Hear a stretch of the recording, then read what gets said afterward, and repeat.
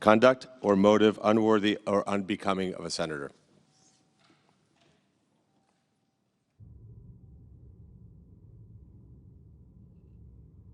President.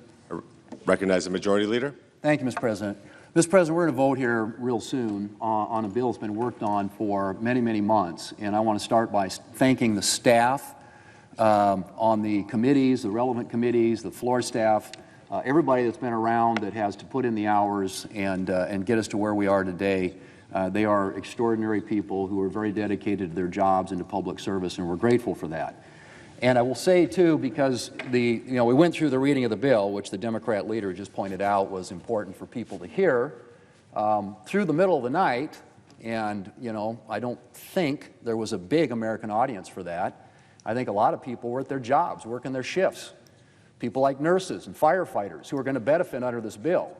To think that they were sitting there in their jobs watching the bill be read on the floor for endless hours in the middle of the night, I'm not sure what that achieved, but I'll tell you what the senator said, the Democrat leader, back in 2021, when a Republican senator required that to be done. He said this, and I quote, "It will accomplish little more than a few sore throats for the Senate clerks who work very hard day in, day out to help the Senate function," end quote.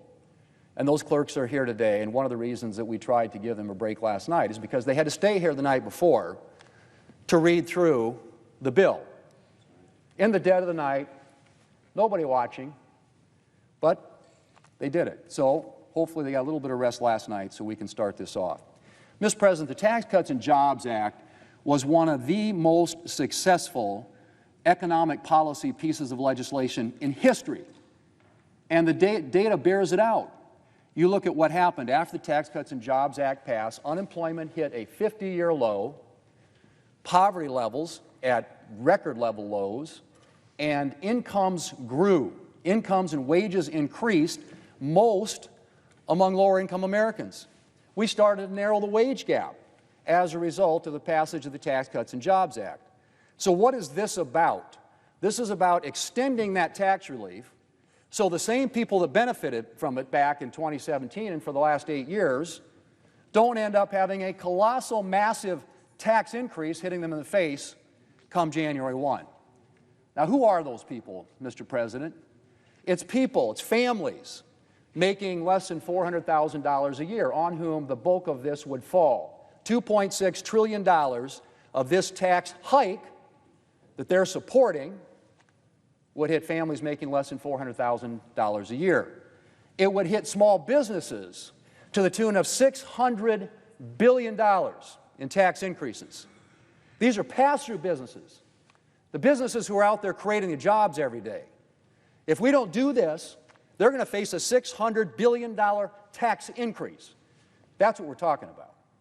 And if you want to put it in plain terms, if you're one of those families making less than $400,000 a year, the child tax credit would be cut in half. The standard deduction would be cut in half.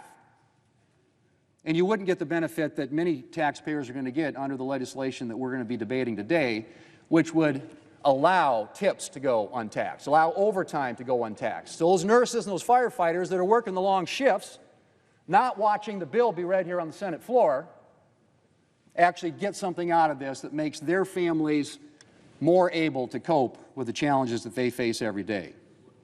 So the Tax Cuts and Jobs Act was a massive, by any stretch of the imagination, success. And probably no better evidence of that than the fact that the Congressional Budget Office, which has been quoted a lot here in the last few hours, actually underestimated the amount of revenue that would come into the federal government by $1.5 trillion. Estimated the amount of growth, underestimated, the amount of growth in the economy by 5.4%. Dramatically underestimated what it would generate in terms of revenue and what it would generate in terms of growth. So let's just say what this is. And by the way, billionaires next year will pay the same tax rate they're paying this year. The people who are going to get hit with a tax increase if we don't do something are those families making less than $400,000 a year, who are going to see their child tax credit cut in half, their standard deduction cut in half, their rates go back up to what they were in 2017. And in my state of South Dakota, The average family is going to pay $2,500 more if we don't do something to extend the tax relief that was passed in 2017. Now, the other thing that Democrat leader got and talked about is, oh, they're going to be cutting Medicaid. Mr. President, there are a lot of government programs that haven't been looked at in a long time. We all acknowledge that 75% now of federal spending is what we call mandatory spending, entitlement programs, things that Congress doesn't annually appropriate for. And it continues to grow at an uncontrollable rate. In fact, the growth in the rate of Medicaid spending in the last 5 years has been 50%. That's not sustainable. We know that's not sustainable. And in the time I've been here, we have never, ever done anything to reform and improve and strengthen these programs that are growing at an unsustainable rate that will wreck our economy and wreck our country if we don't start making some changes. And so, yes, there are some improvements and reforms to Medicaid to make it more efficient, to make sure that the people who are supposed to benefit from Medicaid do, and that it doesn't go to people who shouldn't benefit from Medicaid. Now, most of the increase in spending in Medicaid has been in what we call the expansion population. And that's the number of people out there for whom states get a 90% reimbursement from the federal government. And so that has grown dramatically. And what does that represent? It's a lot of able-bodied adults, people who should be working, people who are perhaps, don't need to be getting the assistance that's designed for people who are disabled and low-income elderly and pregnant moms. That's what Medicaid was about.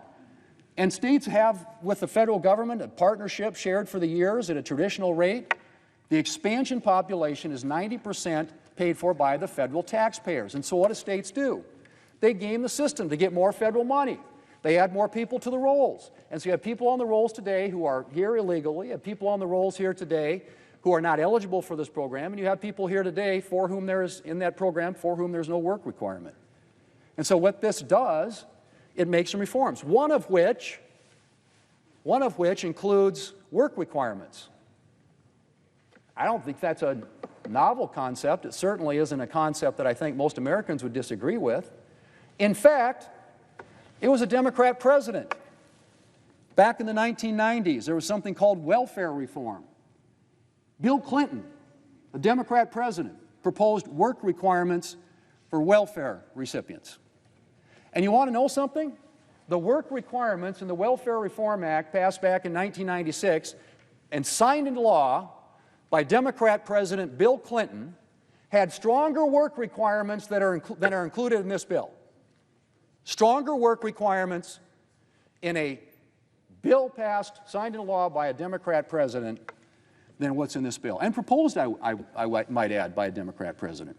So that's one of the reforms that we're making.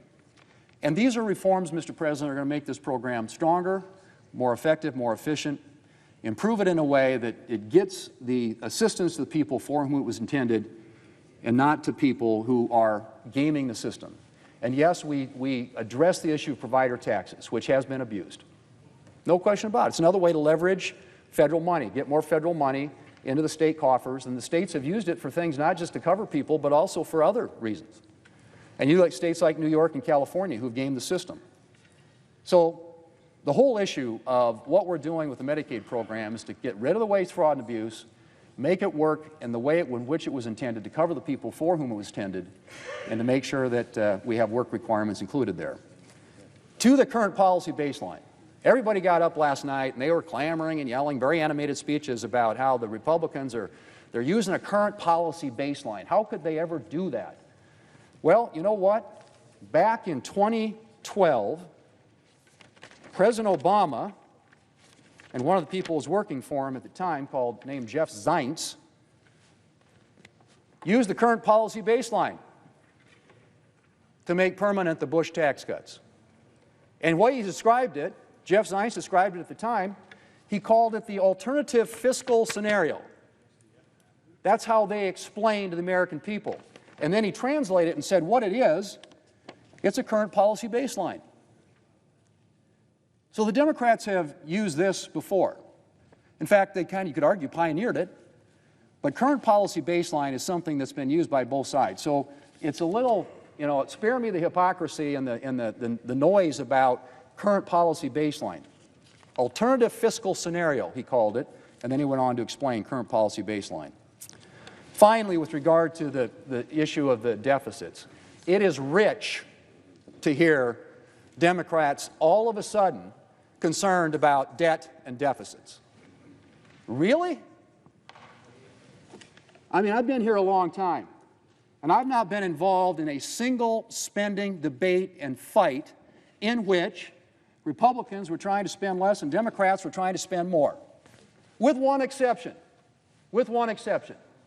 and that's national security. Democrats are always willing to cut defense, but never want to cut anywhere else. That's my experience.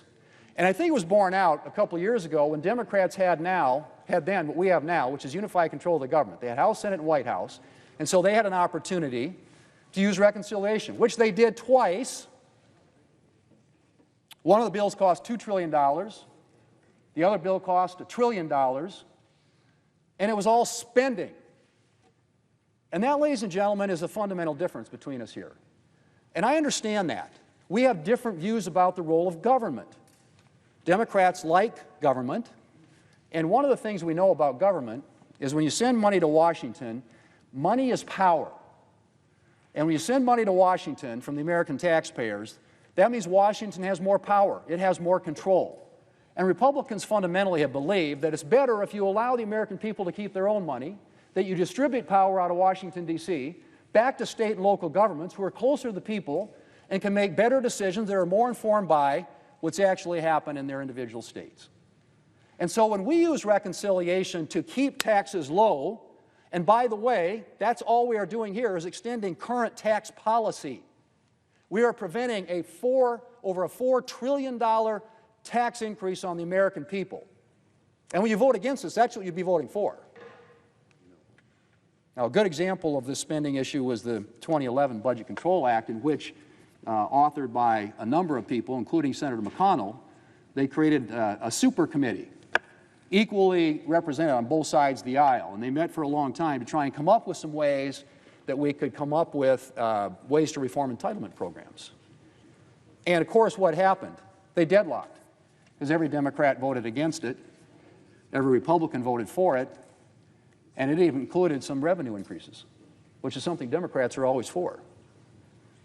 So getting up and talking about deficits all of a sudden, honestly, is kind of mind-blowing coming from this side of the aisle.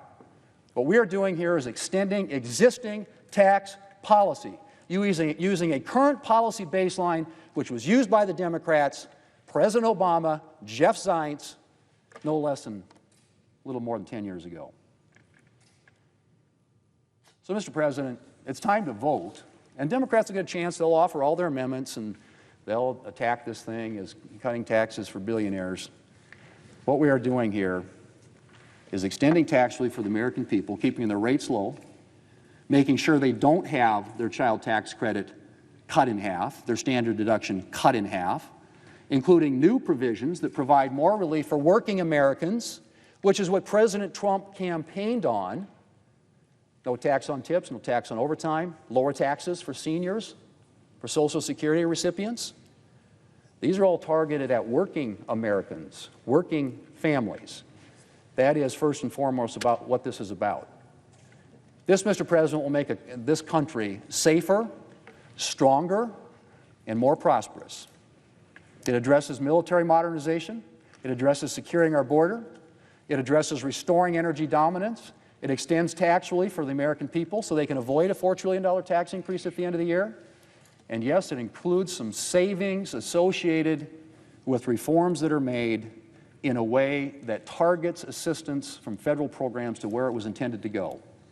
And yes, we have work requirements that were initiated by Bill Clinton and the Clinton administration during welfare reform back in the 1990s. Only, I would say again, they're not as strong. The work requirements included in that legislation back in the 1990s, what we have in this bill, the work requirements here, are not as strong. Mr. President, let's vote. This is good for America. This is good for the American people. It's good for working families. And it's been a long debate. I know people are weary, but at the end of the day, we want to get this done so that this country is safer and stronger and more prosperous, not only for today, but for future generations of Americans.